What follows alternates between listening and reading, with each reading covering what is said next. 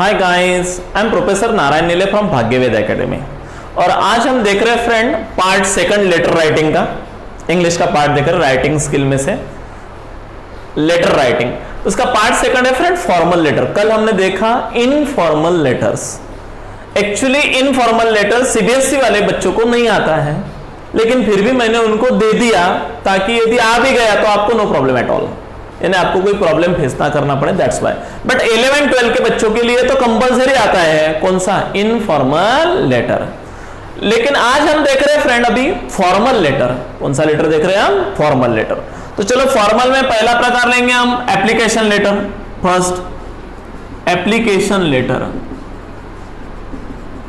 बराबर। तो चलो देखते हैं एप्लीकेशन का मतलब क्या होता है, कैसे होता है। तो चलो इसका फॉर्मेट मैं आपको बताता एप्लीकेशन लेटर का।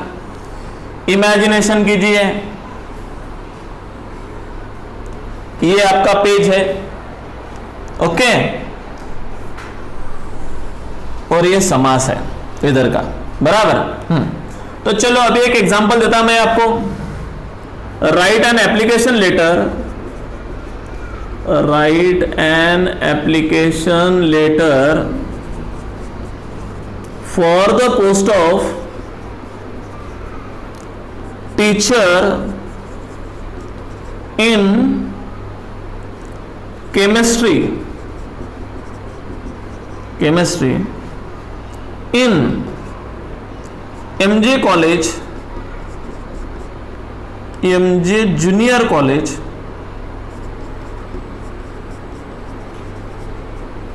जलगांव। समझ में आया फ्रेंड? यानी लेटर समझ में आ गया आपको। केमिस्ट्री का क्या चाहिए, टीचर चाहिए उनको जूनियर कॉलेज में, कौन से, एमजे कॉलेज, बराबर। कहां पे है एमजे कॉलेज, जलगांव में है। तो ओके, अभी हमको लेटर लिखना है। ऑब्वियसली जैसा हमारा थोड़ा सा इनफॉर्मल का फॉर्मेट था, regarding it the format is the same, लेकिन कुछ कुछ चेंजेस भी होता है, ध्यान देना है अभी। तो चलो पहले यहाँ पे ओन एड्रेस लिखेंगे 1 2 3 4 5 कॉमा कॉमा कॉमा मामा मामा, लेकिन जो है वो एक लाइन छोड़ के मामा, ओके। यानी 4 में पहले हमारा ओन एड्रेस होना चाहिए। नंबर 1 नाम देता हूं मैं इसको, नंबर 1 ओन एड्रेस। अभी यहां पे हमारा खुद का एड्रेस लिखेंगे, मतलब पहले लाइन में हम लिखेंगे एबीसी, दूसरे लाइन हम कहां पे रहते हैं तो जामनेर रोड, तीसरे लाइन पे लिखेंगे भुसावल, बराबर, जामनेर रोड भुसावल, और फिर पिन कोड डालेंगे 425201। जैसे फॉर एग्जांपल मैं आपको लिख के देता हूं, पहला एक एग्जांपल, अपना एड्रेस कैसा लिखेंगे, ABC फुल स्टॉप, और address should be straight in the front. Address क्या होना चाहिए, सामने से स्ट्रेट होना चाहिए। फिर कहां पे, Shanti Nagar comma Yawal road comma Bhusawal comma 425201। ये हमारा क्या हो गया, पिन कोड हो गया। अब एक लाइन देखो, यहाँ पे मैंने कॉमा दिया, कॉमा दिया, कॉमा दिया, यहाँ पे मैंने क्या दिया, अरे फुल स्टॉप दिया। क्यों ऐसा किया मैंने, क्योंकि एड्रेस यहाँ पे भी खत्म नहीं हो रहा है, यहाँ पे भी खत्म नहीं हो रहा है, खत्म नहीं हो रहा है, यहाँ पे फुल स्टॉप दिया, मतलब यहाँ पे क्या हो गया, खत्म हो गया, बराबर। ये 4 लाइनें मेरे फर्स्ट है। उसके बाद में सेकंड नंबर मैंने इसको दिया, यहाँ पे क्या होती है फ्रेंड, डेट होती है। और डेट कभी भी फ्रेंड क्रिश्चियन ईरा में डेट होना। आप बोलेंगे क्रिश्चियन ईरा क्या बनगढ़ है सर, बराबर, क्रिश्चियन ईरा में ही डेट होना लेटर की। अभी फॉर एग्जांपल मैं आज की डेट बता दूं आपको, आज की डेट क्या है, 8 जुलाई, क्या 7 जुलाई है, बराबर। इमेजिनेशन कीजिए 9 जुलाई है, बराबर, 9 जुलाई है। तो अभी क्या लिखेंगे ऊपर, 9 July 2020, this is the date, this is called the Christian era date. यानी ये मेथड है क्रिश्चियन ईरा की। तो क्रिश्चियन ईरा मेथड में ही डेट लिखना है, ओके। फर्स्ट पॉइंट क्लियर हो गया, सेकंड पॉइंट क्लियर हो गया। अभी लिखेंगे हम और एक लाइन छोड़ के 2 कॉमा देंगे, और जिसको लिख रहे हैं लेटर उसका एड्रेस लिखेंगे, comma comma full stop, okay. तो इसका नाम दिया जाता है फ्रेंड आपको थर्ड पॉइंट, रिसीवर एड्रेस। कौन सा एड्रेस? थर्ड, रिसीवर एड्रेस, मतलब जिसको हम क्या कर रहे हैं, लेटर लिख रहे हैं, उसका एड्रेस आएगा यहां पे। Okay, clear? तो फिर क्या लिखेंगे यहां पे हम, या यहां पे भी एकदम स्ट्रेट होना चाहिए, सीधा होना चाहिए। बता सकते हो आप किसको लिख रहे हैं? एमजे कॉलेज के जूनियर कॉलेज को लिख रहे हैं, तो फिर ऑब्वियसली एमजे कॉलेज में कौन होगा? Main boss, the principal. तो यहां पे लिखना है बराबर द प्रिंसिपल, और यहां पे कॉमा देना है। मैं श्योरली गारंटी लेता हूं मैक्सिमम बच्चे मिस्टेक कहां पे करते हैं। प्रिंसिपल के स्पेलिंग में मैक्सिमम बच्चे क्या लिखते हैं? प्रिंसिपल लिखते, प्रिंसिपल के जगह पे। कॉलेज में जो होता है वो प्रिंसिपल होता है, और अपने लाइफ में प्रिंसिपल से आदमी ने जीना चाहिए। प्रिंसिपल मतलब तत्व, बराबर। तो प्रिंसिपल का स्पेलिंग मैक्सिमम बच्चे यहां पे ऐसा लिखते हैं, PRINCIPLE, गलत। ऐसा यदि लिखा तो लिख समझ लेना गलत है बिल्कुल, टोटल। तो ये बात ध्यान में रखना है कि प्रिंसिपल का स्पेलिंग ऊपर का लिखना है, नीचे का नहीं। मैक्सिमम बच्चे इस प्रकार से गलती करते हैं, हम चेक करते हैं पेपर बोर्ड के, तो हमें अंडरस्टैंड होता है। तो प्लीज ये बात ध्यान में रखना है, द प्रिंसिपल। फिर कहां पे? MJ college, MJ junior college, फिर कॉमा, फिर कहा कि है जलगांव। ओके, फिर जलगांव का पिन कोड डाल देना, खत्म किस्सा।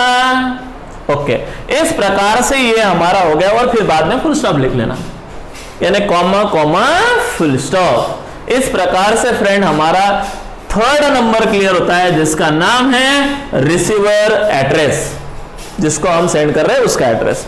उसके बाद में फ्रेंड आता है 4 नंबर, यहां पे लिखना है reference.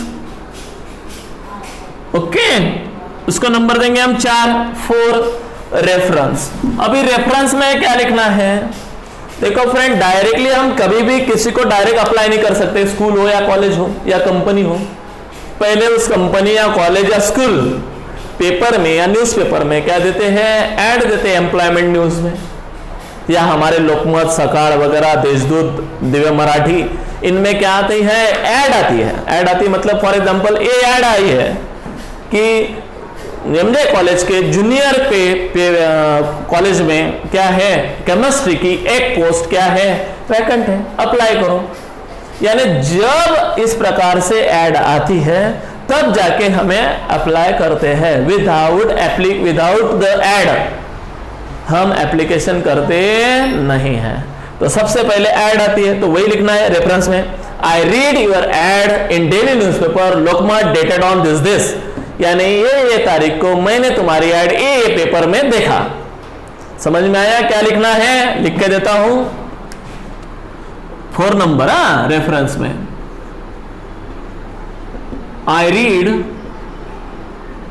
Your ad in daily newspaper Lokmat. Okay, Lokmat dated on 6 July. Okay, ऐसा लिखना है। अब मैंने यहां पे यदि 9 जुलाई डेट डाला है तो पहले पेपर में ऐड आएंगे ना, तब जाके हम लिखेंगे ना, नहीं तो लिखेंगे यहां पे भी डायरेक्ट 10th, नहीं, ऐसा करना नहीं है। जिस दिन तुम्हारा पेपर है उस दिन की डेट यहां पे लिखना है, और रेफरेंस में 1-2 दिन पहले की डेट डालना है। यानी पहले पेपर में आया, उसके बाद में तुमने क्या किया? अप्लाई किया। समझ में आया? ओके, इसलिए तो ये बात ध्यान में रखना है, इस प्रकार से रेफरेंस लिखना है, लेकिन रेफरेंस के नीचे आने नहीं देना है। ओके, उसके बाद में 5th नंबर लिखना है सब्जेक्ट। ओके, सब्जेक्ट में ऐसा। अभी सब्जेक्ट में क्या लिखना है? किस लिए तुम ऐड कर रहे हो, बराबर? तो लिखना है उसमें नंबर 5 सब्जेक्ट। सब्जेक्ट में लिखना है application letter for the post of teacher in chemistry, बराबर? ऐसा लिखना है, नहीं तो बहुत सारे बच्चों को मैंने ऐसा लिखते हुए देखा है, मिस्टेक क्या करते बच्चे। यहाँ पे देखो, application letter for the post of chemistry teacher, बिल्कुल गलत। टीचर इन केमिस्ट्री, बायोलॉजी का टीचर हो जाए तो teacher in biology, I am a teacher in English, got it, not English teacher, got it friend, ये बात ध्यान में रखना है। तो इस प्रकार से यहां पे लिखना है नंबर 5 में। ओके, तो इसके बाद में यहां पे लिखना है नंबर 6, आरएस। आरएस मतलब रॉयल स्टैग, क्या है रॉयल स्टैग?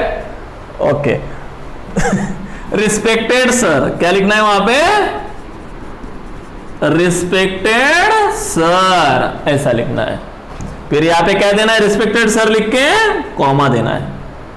ओके, यहां पे कॉमा देने के बाद फिर फ्रेंड स्टार्ट होता है हमारा लेटर।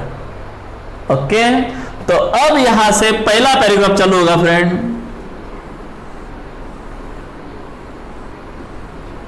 तो ये नंबर 7 है। नंबर 7 में हम लिखेंगे हमारी क्वालिफिकेशन। क्या लिखेंगे? क्वालिफिकेशन। क्वालिफिकेशन में क्या लिखेंगे? पहली लाइन, अभी केमिस्ट्री का टीचर है तो आपकी क्वालिफिकेशन भी काय की होनी चाहिए? केमिस्ट्री की होनी चाहिए। नहीं तो मैं एमए बीएड इंग्लिश हूं और मैं केमिस्ट्री को अप्लाई कर रहा हूं, मैं एमए बीए इंग्लिश हूं, मुझे केमिस्ट्री में पोस्ट के लिए इंटरेस्ट है, please give me the chance, I will be teaching chemistry. तो नहीं फ्रेंड, मेरा भी केमिस्ट्री का क्या होना चाहिए? क्वालिफिकेशन होना चाहिए। फॉर एग्जांपल पहले लाइन में लिखेंगे आई हैव कंप्लीटेड, क्या लिखेंगे? देखो जरा, I have completed BSc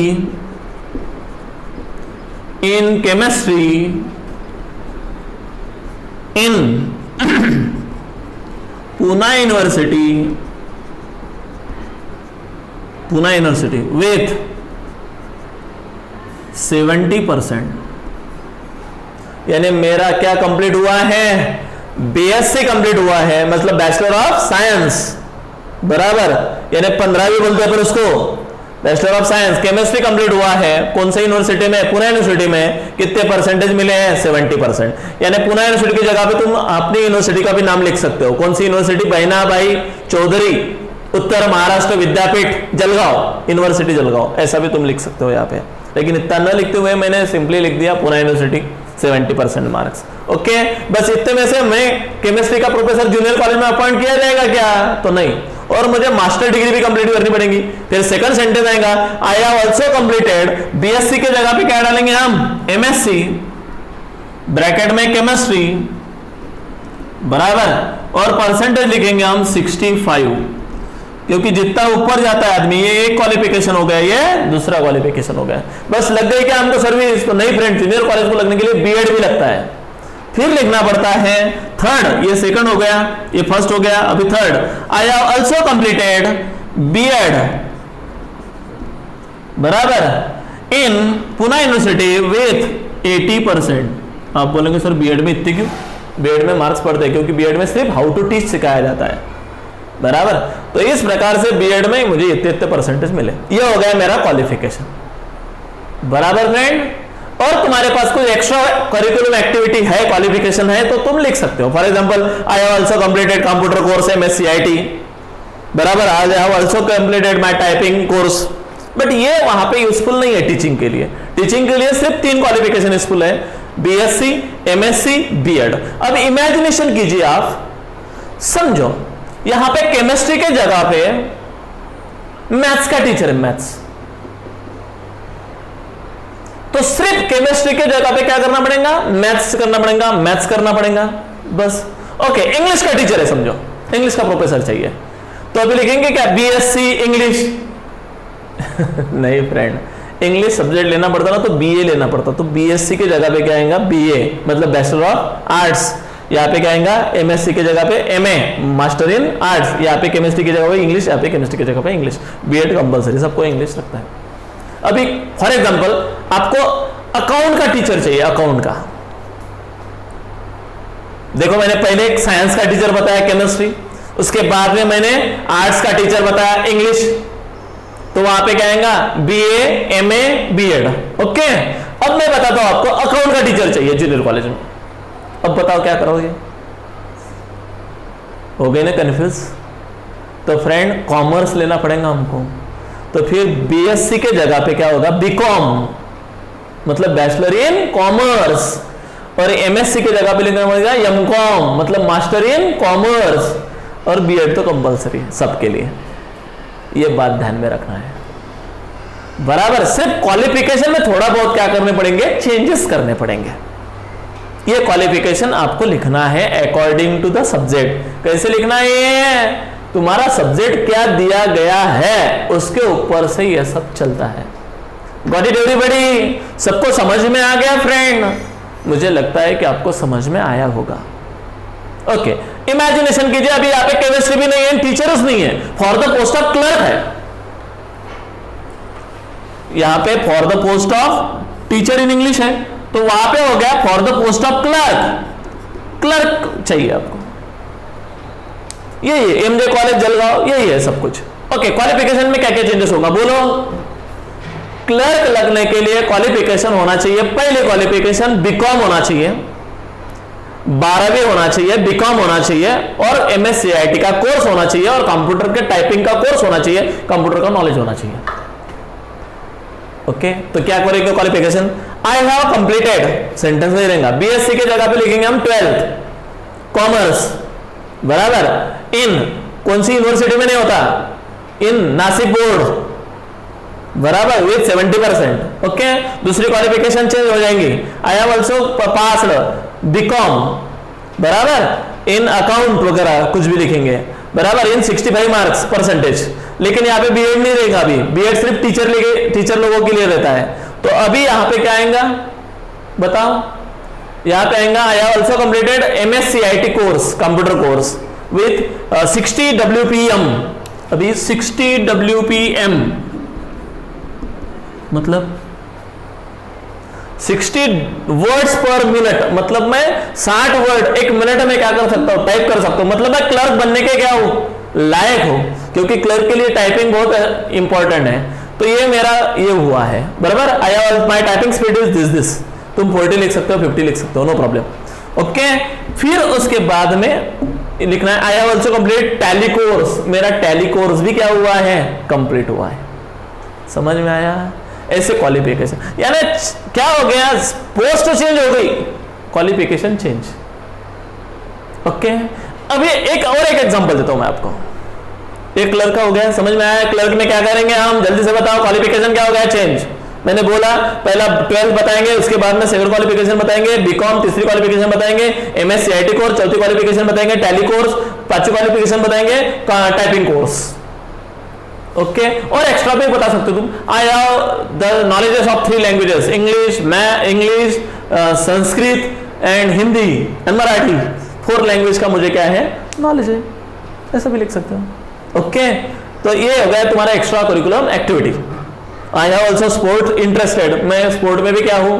interested हूं। I have lot of certificates in sports, ऐसा भी तुम देख सकते हो। लेकिन क्लर्क के लिए वो स्पोर्ट के कुछ इंपॉर्टेंट नहीं है, बाकी के देखते नहीं हो, मेन क्वालिफिकेशन क्या है आपके वो देखते हैं। Got it? ओके, और एक बताता आपको, जैन इरिगेशन है जलगांव में, कंपनी है, नाम सुना होगा फ्रेंड आपने, ठिबक सिंचन की, ड्रॉप इरिगेशन की कंपनी है, बराबर। वहां पे जैन इरिगेशन कंपनी। तो अभी लिखेंगे यहाँ पे write an application letter for the post of engineer,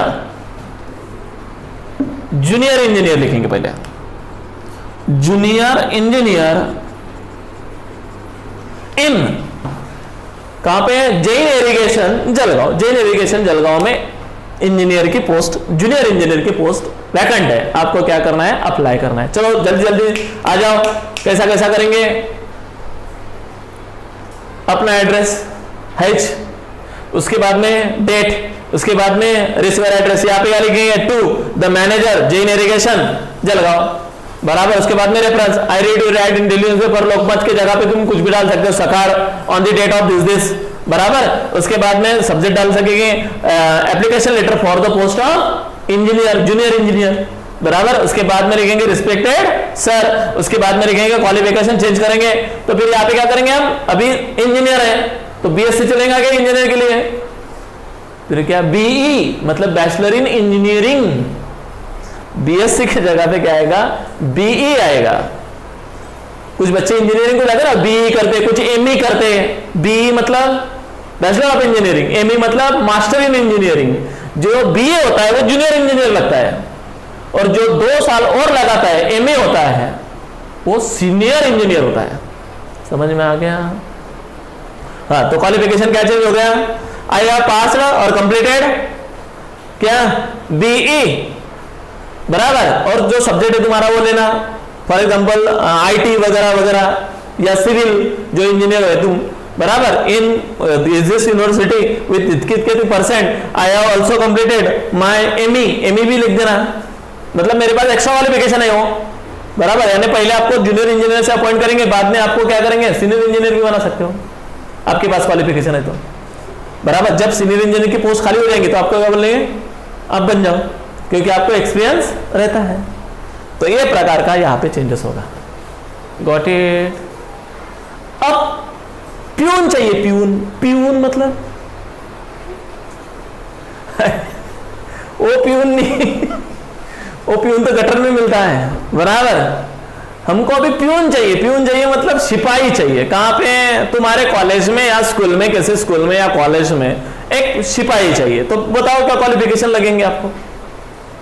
अभी प्यून के लिए क्वालिफिकेशन 10वीं पास चलता है सिर्फ, बराबर। तो सिर्फ क्वालिफिकेशन यहाँ पे होगा, आई हैव कंप्लीटेड एसएससी, नहीं तो 10th with this percent in this university, बराबर। सीबीएसई वाले बच्चे लिखेंगे इन सीबीएसई विद इतके परसेंट, स्टेट बोर्ड वाले लिखेंगे इन नासिक बोर्ड इतके परसेंटेज, बराबर। फिर लिखेंगे 12th, मैं 12th भी क्या हुआ हूँ, पास हुआ हूँ, बराबर। I have sport knowledge, I have 3 languages known, I have computer knowledge, बराबर। ऐसा आप क्या कर सकेंगे, लिखेंगे। टोटल समझ में आ गया? इस प्रकार से ये आपका क्वालिफिकेशन हो गया नंबर 7। ये पार्ट बहुत महत्वपूर्ण है। इसके बाद में 8 नंबर का पार्ट है, 8 नंबर का, उसमें लिखना पड़ता है फ्रेंड 8 नंबर के पार्ट में एक्सपीरियंस। आपको कहां का एक्सपीरियंस है क्या, तो लिखना है yes I have two year experience as a teacher in Nahta college Bhusawal. MJ college में एप्लीकेशन है तो नाहटा कॉलेज का नाम लिखना, नाहटा कॉलेज में एप्लीकेशन है तो एमजे कॉलेज का नाम लिखना। यस मुझे वहां पे 2 साल का क्या है, एक्सपीरियंस है। लेकिन ओरिजिनल लिखते समय जब सच में आप बड़े हो जाओगे और सच में लिखना पड़ेगा, तब जो एक्सपीरियंस सर्टिफिकेट आपके पास है वही लिखना है। जैसे सर ने बोला है इसका एप्लीकेशन आता है, उसका एक्सपीरियंस बता देना, फिर वो बोलेंगे दिखाओ where is the certificate, original जब इंटरव्यू में जाएंगे तब, बराबर। और ये बात बहुत ध्यान में रखना है फ्रेंड आपको, बराबर। तो इस प्रकार से आपको वहां पे एक्सपीरियंस सर्टिफिकेट बताना है। क्या बताना है, एक्सपीरियंस सर्टिफिकेट। तो फिर वहां पे लिखना I have 2 year experience certificate, मुझे 2 साल का क्या है, एक्सपीरियंस है as a teacher in this college, ये कॉलेज में मुझे अनुभव है। ओके, ये लिखेंगे। फिर उसी में ही लिखना है एश्योरेंस, नहीं नेक्स्ट पैराग्राफ लेंगे हम, नंबर 9 में लिखना है एश्योरेंस। अभी 9 में क्या लेंगे फ्रेंड, हम 9 में एश्योरेंस देना पड़ता, एश्योरेंस। चलो मैं एश्योरेंस किधर लिखूं, एश्योरेंस में क्या लिखना है, if you select me I will try my level best. यानी यदि तुमने मुझे सिलेक्ट किया तो मैं मेरे लेवल से बेस्ट काम करना चाहूंगा। ओके, ये लिखना है हमको 9 में। इधर लिखना है 10th में लिखना है फ्रेंड थैंकिंग यू, एकदम लाइन को चिपक के थैंकिंग यू। ओके, और एक लाइन छोड़ के और लिखना है फ्रेंड 11 नंबर यूअर्स फेथफुली, बराबर। और ऊपर यदि एबीसी है तो नीचे भी एबीसी। ओके, फिर लिखना है फ्रेंड आपको इनक्लोजर, लेकिन वो इतना महत्वपूर्ण नहीं है तुम्हारे राइटिंग स्किल में, तो मैं यहां तक भी लिखा तो बहुत हो गया। गॉट इट एवरीबॉडी, समझ में आ गया? ये 11 पॉइंट हमको क्या करना है, कवर अप करना है। लेकिन जब आप अप्लाई करोगे रियली ये पेपर में लिखने की बातें हो गई, ओके।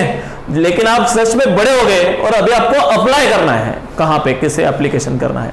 तो यहां पे और एक पॉइंट ऐड करना 12 नंबर का, वहां पे लिखना है इनक्लो, कहां पे, यहां पे इनक्लो, और कोलन देना है। कोलन देके मतलब इनक्लोजर है वो, मतलब तुमने क्या क्या अटैच किया।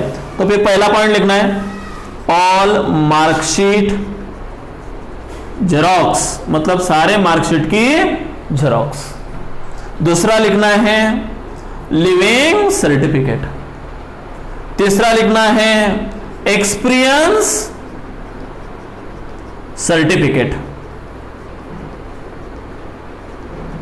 उसके बाद में लिखना है कास्ट सर्टिफिकेट, बराबर ऐसे। मतलब जो जो भी तुमने डॉक्यूमेंट्स क्या किए हैं, अटैच किए हैं उस एप्लीकेशन को, उस सारे डॉक्यूमेंट की लिस्ट देना पड़ता है। लेकिन ये राइटिंग समय नहीं, पेपर में नहीं। एक बात ध्यान में रखना, मैं क्या बोल रहा हूं, ये पेपर में नहीं लिखना है, लेकिन कहां लिखना है, ये लिखना है आपको जब आप ओरिजिनली क्या करोगे, कहां पे अप्लाई करोगे तब, ओके।